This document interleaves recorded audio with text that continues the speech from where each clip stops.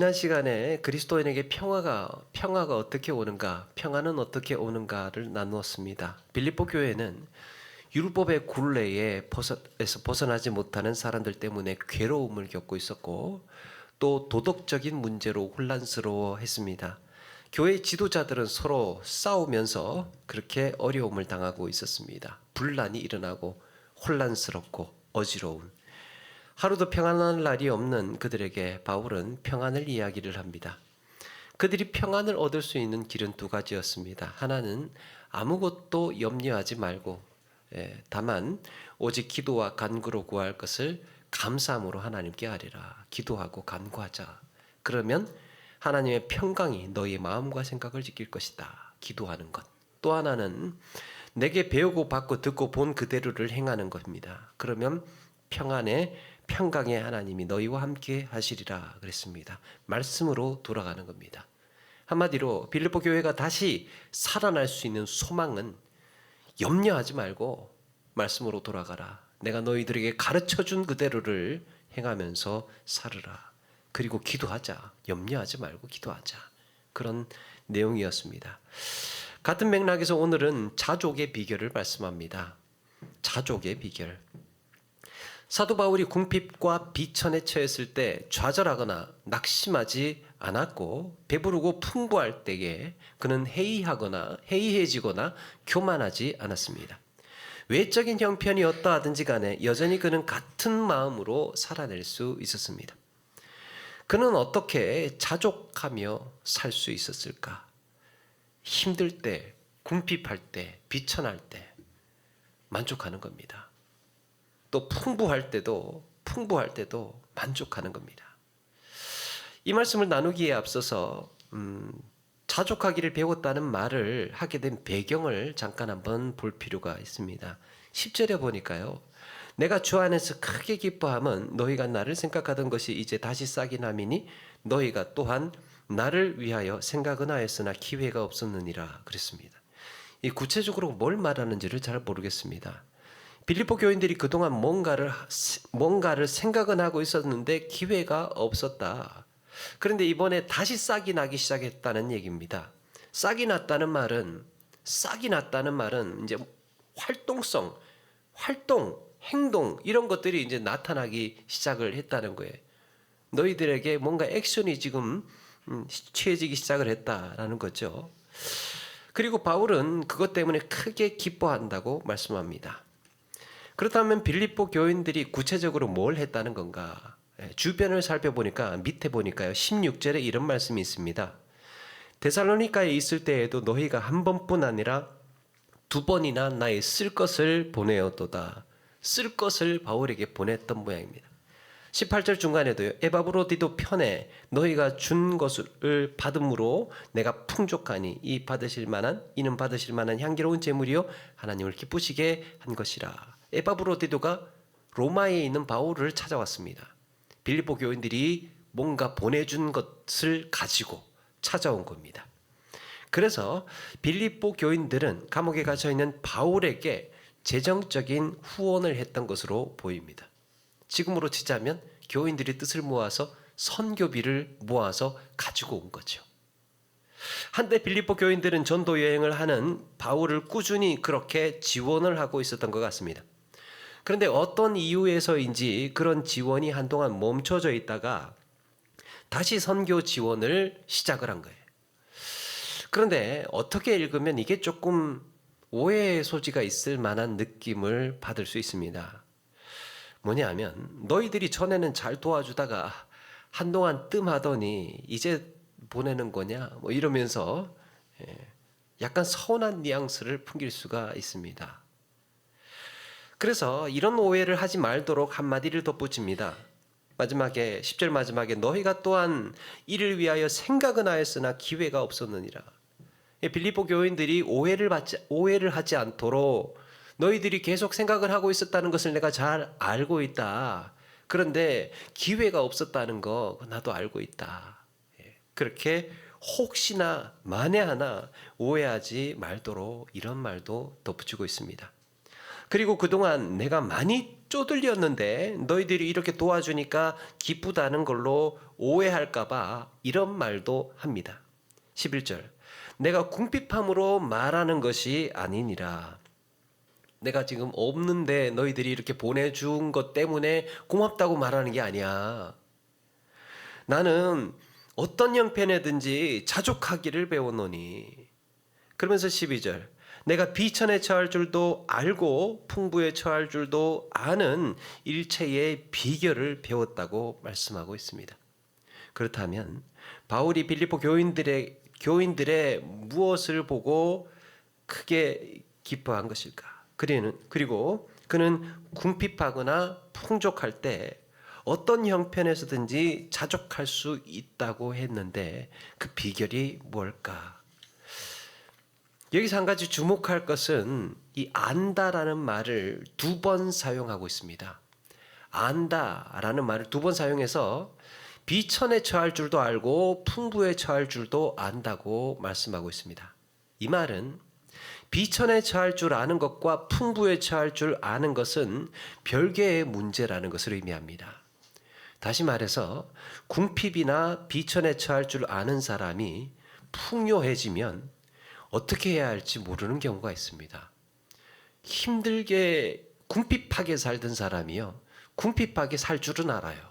그런데 어느 날 갑자기 풍족해지면 이걸 이 엄청나게 이렇게 부유해진 것을 잘 감당을 하지를 못하는 경우가 있습니다. 그래서 마음이 바뀐다든지 사람이 좀 달라진다든지 아니면 허랑방탕해진다든지 그렇게 될 수 있다는 거죠. 반대로 풍부하게 살던 사람이, 풍족하게 살던 사람이 어느 날 자기가 가진 재산을 한꺼번에 잃어버리고 나락으로 떨어지면 그 충격을 감당하지를 못합니다.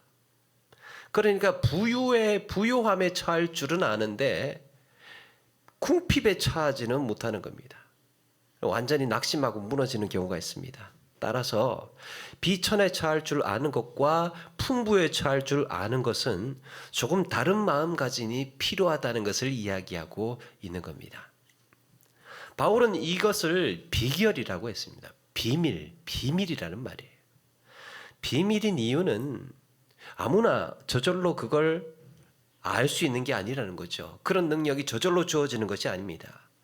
바울은 주님을 만난 이후로 궁핍이나 비천에 처해 보기도 하고 풍부에 처해 보기도 했습니다. 그뿐만 아니라 배고픔이나 배부름의 상황뿐만 아니라 수많은 여러 가지 형편을 거쳐왔습니다. 상황이 달라지고 환경이 바뀌어진다고 해서 그의 마음이 그렇다고 변질되거나 흔들리는 것이 아니라 길을 잃지 않고 의연하게 내가 달려가야 할 길을 나아갈 수 있었던 겁니다. 비결을 알기 때문에. 그러면 궁핍에 처하고 비천에 처하면서도 자족할 수 있었던 비결이 무엇일까? 궁핍하면서도 만족할 수 있었던 비결. 여러분, 궁핍하다는 것은 꼭 필요한 거, 꼭 있어야 할 것이 채워지지 않은 상태를 궁핍하다고 하죠. 어쩌면 바울이 부활하신 주님을 만나지 않았더라면 풍족한 환경에서 살았을지 모릅니다. 주님 만나지 않았더라면 더 좋은 환경에서 살았을 겁니다. 그런데 주님을 만나고 이방인의 사도로 부름을 받으면서 오히려 고생길이 열렸습니다. 그는 사역을 하면서 3번이나 배가 파선을 해서 죽을 고비를 넘깁니다. 여러 번 여행을 하면서 강도에게 탈탈 털리는 수모를 겪습니다. 여러 번 줄이기도 하고 목마르기도 하고 굶고 춥고 헐벗었노라 말하고 있습니다. 그는 전도 여행을 다니는 내내 거의 이런 식이었던 겁니다. 그가 살아온 모든 순간은 풍족한 시절보다 이렇게 궁핍한 시간들이 더 많았던 것으로 보입니다.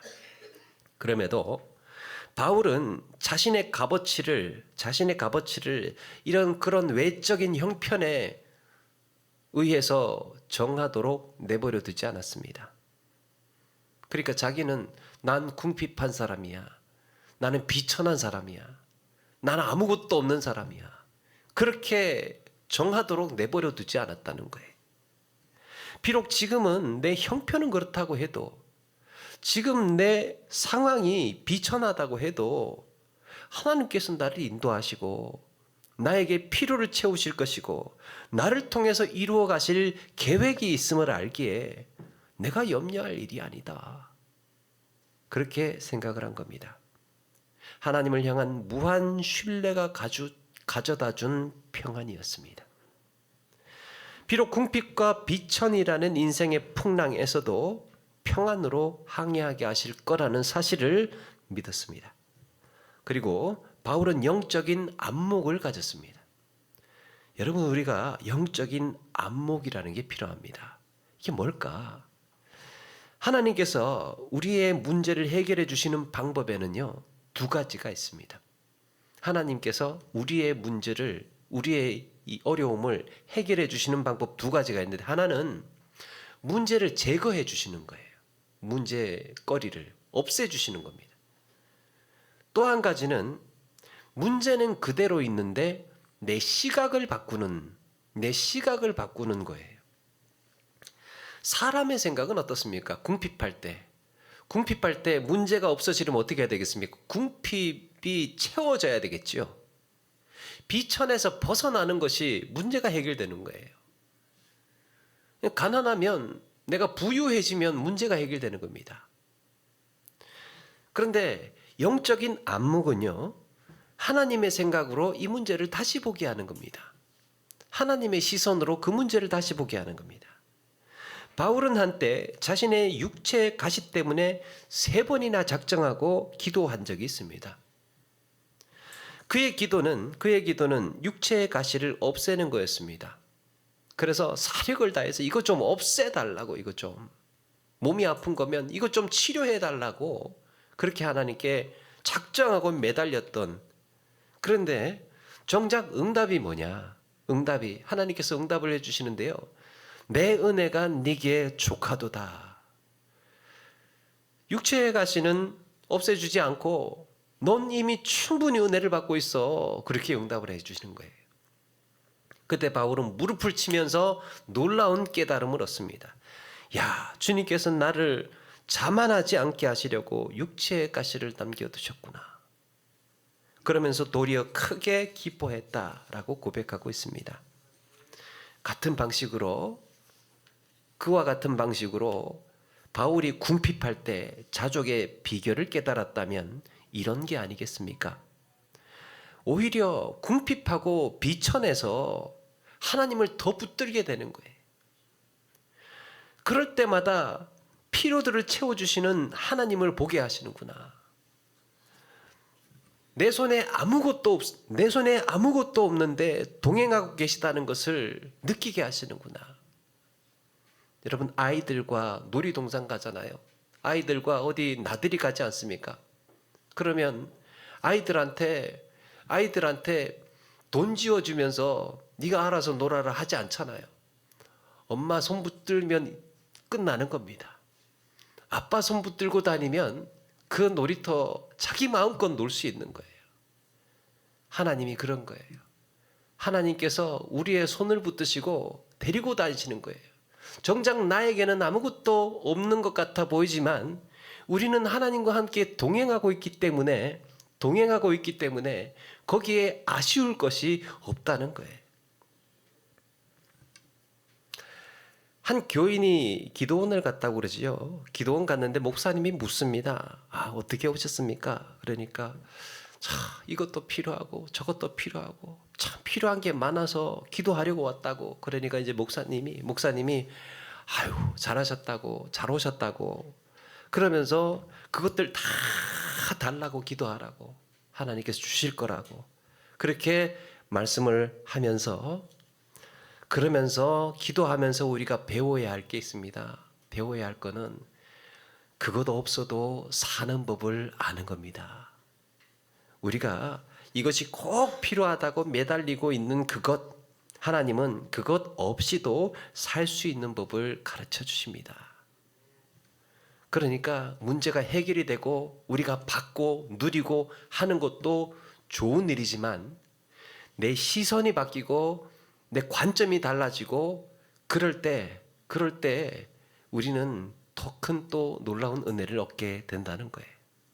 세상 사람들은요, 이런 거 없으면 못 살고 저런 것 없으면 못 산다고 그래요. 없으면 못 살고 안 되면 안 되는 거예요. 그런데 하나님은 그런 것들이 없이도 사는 법을 깨닫게 하신, 우리의 생각이 하나님의 생각으로 전환될 때, 이전에는 이것 없으면 큰일 날 것 같았습니다. 이전에는 해결되지 않으면 정말 막막할 것 같았습니다. 그런데 어느 순간 오히려 그것 때문에 하나님의 뜻을 깨닫게 되고 하나님을 보게 된 겁니다. 그동안 보지 못했던 것을 보게 되고 배우지 못했던 것을 배우게 되었던 거죠. 이게 영적인 안목이 좋아진다는 거예요. 바울은 궁핍이 해갈되고 비천에서 벗어나기를 바라기보다 그런 순간에도 하나님의 은혜를 찾았습니다. 이번에는 뭘 깨닫게 하시는 걸까? 그러면서 인내하고 소망하고 기도하기를 주저하지 않았습니다. 놀랍지 않습니까? 성경 어디에도 우리가 아는 바울은 늘 궁핍하고 굶주리고 헐벗고 그렇게 다니던 사람이었는데, 성경 어디에도 그가 궁핍해서 전도를 못했다거나 그가 비천해서 교회를 못 세웠다거나 그가 돈이 없어서 타야 할 배를 못 타고 놓쳤다거나 그런 내용이 한 군데도 나타나지 않습니다. 하나님께서 나를 이방의 사도로 쓰시기로 하셨다면 하나님께서 보내실 것이다. 이 경험을 이 경험을 바울은 반복적으로 해가면서 터득한 거예요. 아, 하나님께서 나를 쓰시기로 하셨다면 나를 보내실 것이다. 사나운 풍랑 속에서도 나를 향하신 하나님의 계획이 있다는 것을 알기 때문에 우리 머리털 하나도 상하지 않을 겁니다. 확신할 수 있었던 겁니다. 그런 과정에서 우리는 궁핍하고 비천에도 자족할 수 있음을 배우게 되었습니다. 사랑하는 여러분, 우리 역시 살아오면서 궁핍한 순간들이 있지 않았습니까? 힘들고 어려운 순간들, 비천한 순간들, 어쩌면 내일이 보이지 않았던 답답하고 숨막히던 그런 순간들이 있었음에도 불구하고 지나왔습니다.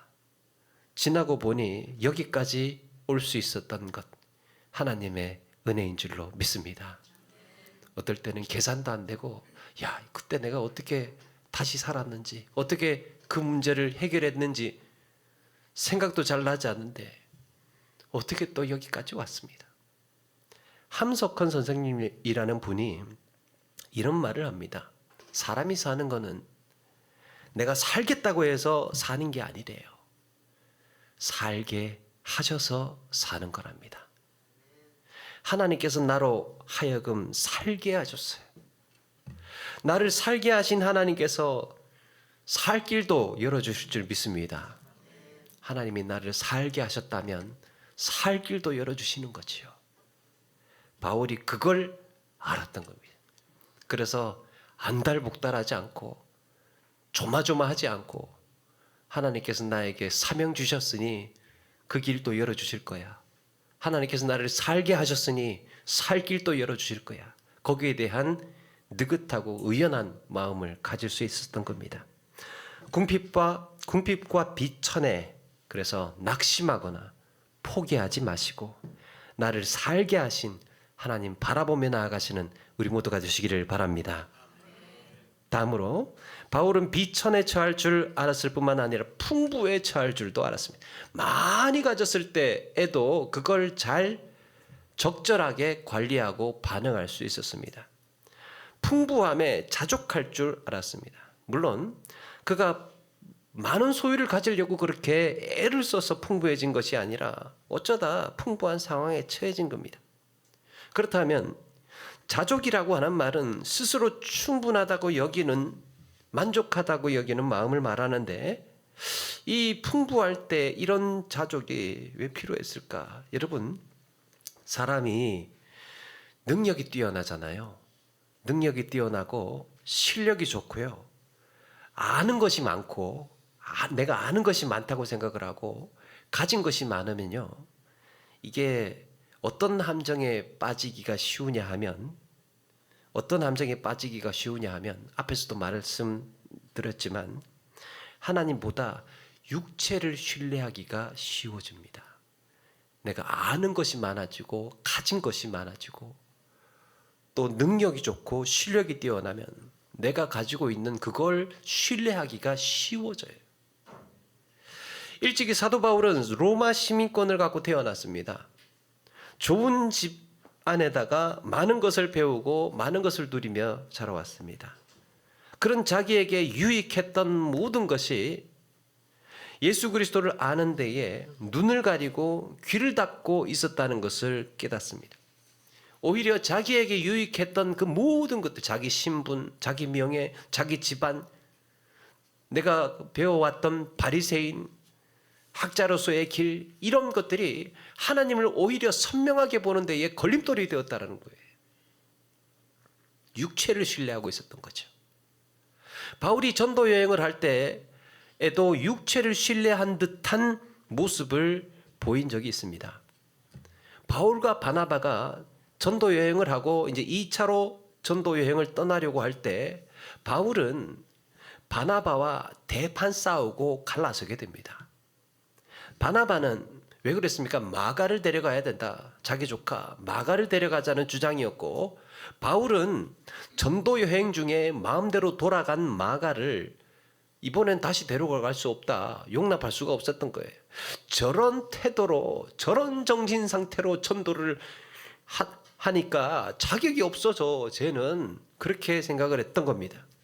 그래서 바울은 대신 실라를 데리고 바나바와 갈라서고 실라를 데리고 2차 전도 여행을 떠나는데요.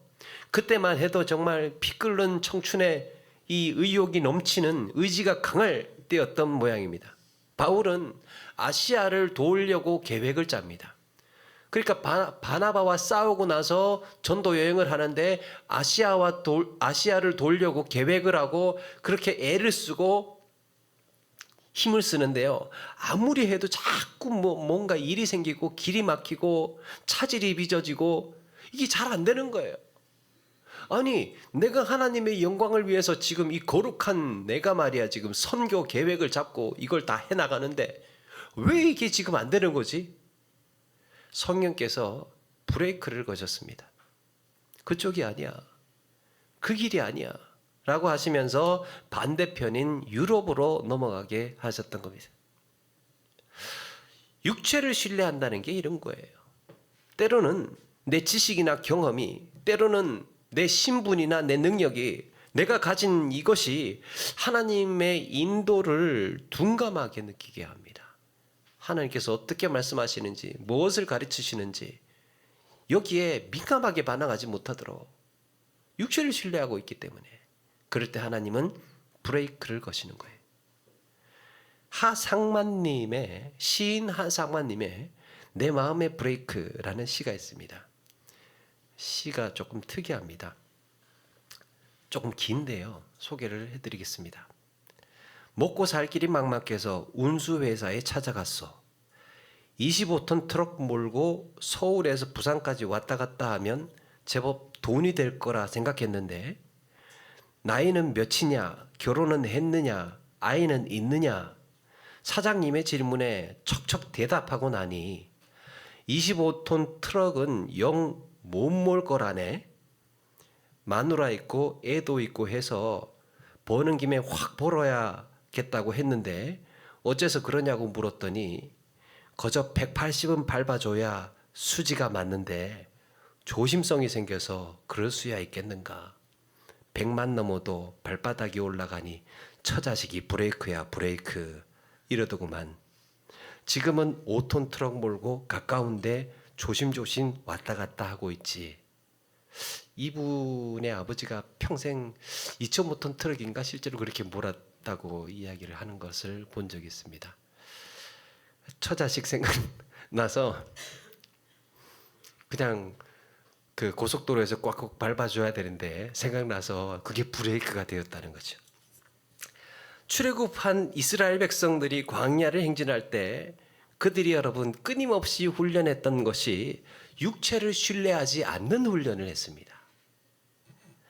내가 볼 때는 육체를 신뢰하지 않는 훈련이 어떤 건가? 내가 볼 때는 저 산을 넘어가야 될 것 같은 거예요. 내 지식으로, 내 경험으로 내가 좀 광야를 좀 다녀본 적이 있는데 내 생각에는 반드시 저기를 넘어가야 좀 평야가 나올 것 같고 이 길을 돌아가야 될 것 같고 이 길이 가로질러 가야 되는 것 같고 그거는 내 경험, 내 상식, 내 지식이 총동원돼서 그렇게 주장을 하는 겁니다. 그게 육체를 신뢰하는 거예요. 그런데 하나님은 내 의지와는 다르게 멈추시고 내 마음과는 다르게 전진하게 하셨던 겁니다. 그 훈련을 40년 동안 했습니다. 육체를 신뢰하지 않게 했습니다. 육체를 신뢰했다면 이스라엘 백성들 광야를 나가지도 못했을 것이고 거기에 머물지도 못했을 겁니다. 하루하루가 하나님이 필요했습니다. 매 순간이 하나님의 인도가 필요했고 하나님이 주시는 양식이 필요했습니다. 그들은 하나님을 신뢰하는 훈련을 했습니다. 육체를 신뢰하지 않고 하나님을 신뢰하는 훈련. 처음에는 불만스럽고 짜증스러웠는데 40년이 지나고 보니까 이스라엘의 가장 큰 무기가 되어 있었습니다. 그들에게 가장 큰 능력, 가장 큰 무기가 무엇입니까? 하나님을 신뢰한다는 거예요. 하나님께서 가라고 하시면 가고 서자고 하시면 설 수 있는 훈련이 잘 되어 있었던 겁니다. 그게 가장 큰 힘이었습니다. 여러분, 우리에게도 그것이 가장 큰 능력인 줄로 믿습니다. 하나님께서 가자고 하시면 떠나고 멈추자고 하시면 멈출 수 있는 하나님을 향한 무한 신뢰. 예수님께서 이런 말씀하셨죠. 낙타가 바늘귀로 들어가는 것이 부자가 하나님 나라에 들어가는 것보다 쉬우니라. 차라리 낙타가 바늘귀로 들어가는 것이 쉽다. 왜 그렇습니까? 부자는요, 자신이 가지고 있는 것을 신뢰하기 때문입니다. 내가 가지고 있는 것을 신뢰해요. 그렇다면 예수 믿는 사람은 부자가 되지 말라는 말인가? 아닙니다. 바울이 말한 풍부에 처할 줄 안다는 비결은 자신이 풍부함에 처했다 할지라도 자기 소유, 자기의 풍부함을 신뢰하거나 의존하지 않고 여전히 주님을 바라볼 수 있었다는 거예요. 내가 가지고 있는 것이 어떤 것이든 얼마만큼이든지 간에 이거는 신뢰하지 않고 주님을 바라볼 수 있는. 그러면서 뭐라고 합니까? 13절에 그래서 내게 능력 주시는 자 안에서 내가 모든 것을 할 수 있느니라. 그는 배부르거나 굶주린 순간에도 풍성하거나 궁핍한 순간에도 여전히 주님 안에 있었습니다. 여전히 주님 안에 있었습니다. 내가 모든 것을 할 수 있는 능력은 이런 환경이나 조건이 아니라 내가 뭔가 좀 있어야지, 내가 뭔가 알아야지, 이런 환경이나 조건이 아니라 그 능력은 주님이 주신다는 것, 하나님이 주신다는 것을 말씀하고 있습니다. 내가 배부르거나 굶주리거나 풍족하거나 궁핍하거나 어떤 순간에도 그래서 흔들리지 않고 요동하지 않을 수 있었던 거예요. 사랑하는 여러분, 어떤 형편에도 하나님만을 신뢰하며 나아가야 할 줄로 믿습니다. 우리에게 능력은 하나님의 말씀을 믿는 거예요. 하나님께서 우리의 걸음을 지도하시고 선한 길로 인도하신다는 것을 기억하시고 이 땅을 살아가는 날 동안 내게 처한 형편보다 나를 이끄시는 하나님을 바라보며 살아가는 저와 여러분 되기를 주의 이름으로 축원합니다.